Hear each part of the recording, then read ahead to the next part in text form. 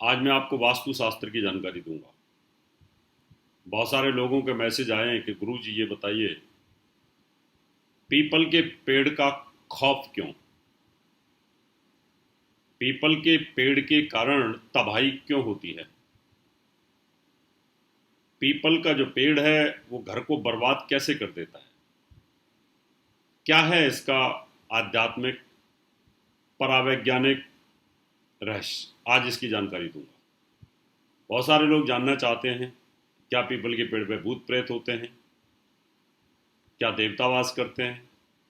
People के पेड़ के ऊपर घड़ा क्यों लटकाया जाता है मृत्यु के 12 दिन तक?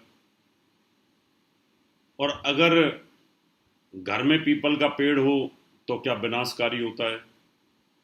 घर की कौन सी दिशा में ये शुभ होता है और कौन सी दिशा में अशुभ होता है? ये सब सारे प्रश्न हमारे पास आए।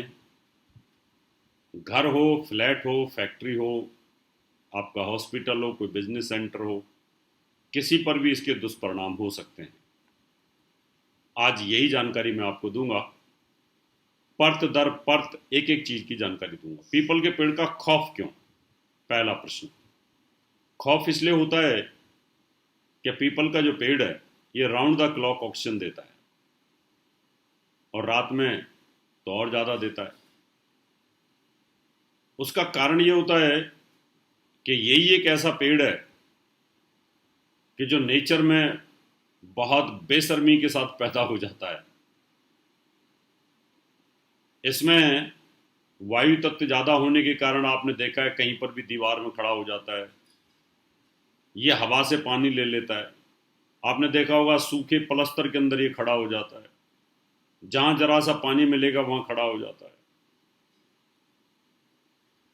इसके अंदर ऑक्सीजन जो थ्रो करता है वो बहुत ज़्यादा होती है। इस पेड़ के ऊपर इसलिए मांसाहारी जानवर और पेड़ के नीचे मांसाहारी जानवर होते हैं।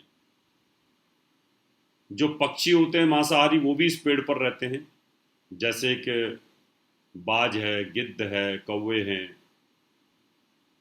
ऐसे बहुत सारे जानवर वो पचाते हैं उसको जल्दी। पीपल के पेड़ के नीचे उनकी पाचन क्रिया ज़्यादा हो जाती है, जो ऑक्सीजन लेवल ज़्यादा होता है। और जो मांसाहारी जानवर हैं, हिंसक, वो भी पीपल के पेड़ के नीचे ज़्यादातर आपको देखने को मिलेंगे। तो इसलिए खौफ होता है कि रात में भी पीपल के पेड़ के ऊपर पक्षी आ जाते हैं और रात में पीपल के पेड़ के नीचे हिंसक जानवर भी आते हैं। दूसरा, क्या देवता वास करते हैं? देवताओं का वास तो नहीं कह सकते, क्योंकि ये किसी ने देखा नहीं, पराविज्ञान का विषय है। लेकिन इतना सच है कि हमारा जो शरीर होता है वो 24 तत्वों से बना होता है। जब 24 तत्वों में से हमारे 7 तत्व निकल जाते हैं तो 17 तत्व बचते हैं। 17, कोई शास्त्र 18 बोलता है। इनके ऊपर हमारा सूक्ष्म शरीर भ्रमण करता है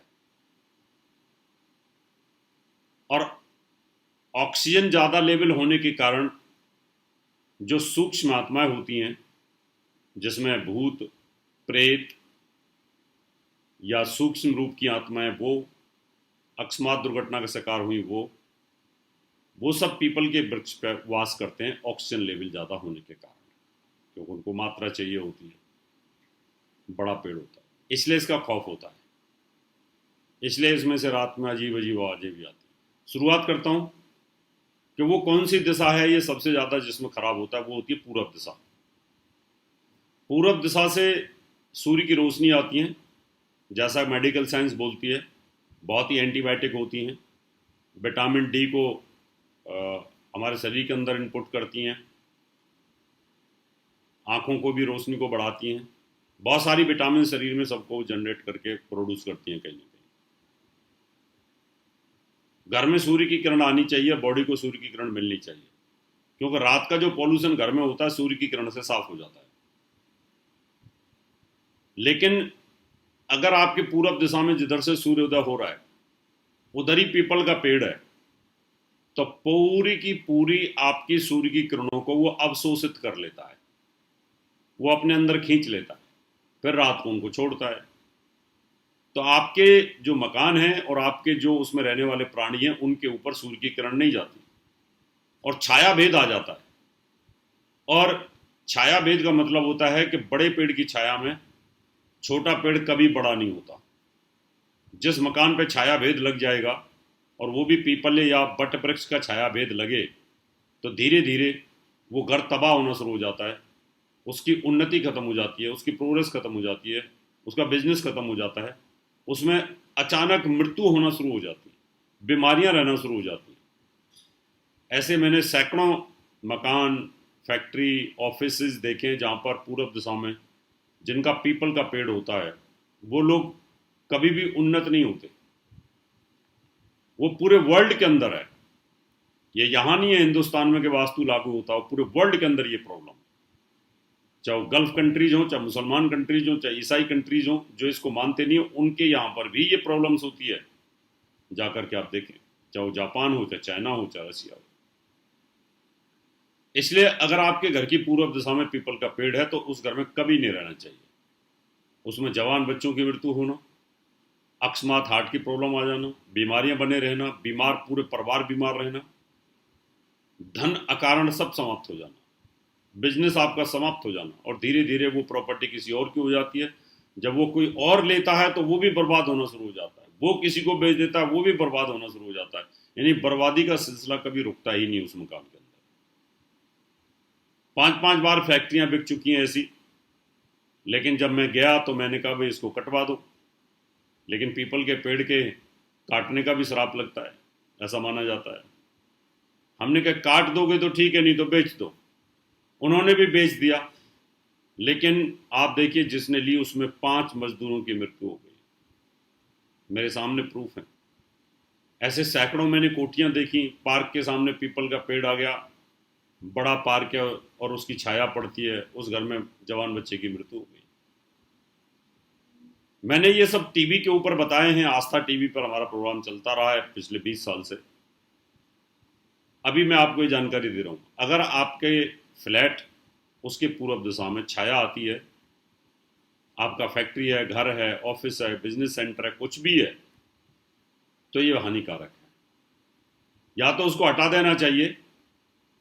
अब पाप लगता है, उसका एक ऑप्शन होता है कि अच्छी दिशा, यानी उसके पश्चिम में या उसके दक्षिण में अगर आप लगा देते हैं तो फिर अच्छा है, फिर आपको दोष नहीं लगेगा। उसका पूजा पाठ करके उसको काट दें, उससे पहले दूसरा लगा दें, तो फिर दोष नहीं लगेगा आपको, तो वो कर सकते हैं। छत पर पीपल का पेड़ कभी नहीं उगने देना चाहिए, वो भी आपके लिए बहुत हानिकारक है। नेगेटिव आत्माओं को बुलाने के लिए पीपल का पेड़ सबसे ज़्यादा अच्छा होता है। इसलिए पीपल के पेड़ के नीचे आप देखें तांत्रिक लोग ज़्यादा या बट वृक्ष के नीचे ज़्यादा इस तरह की वो क्रियाएं करते हैं।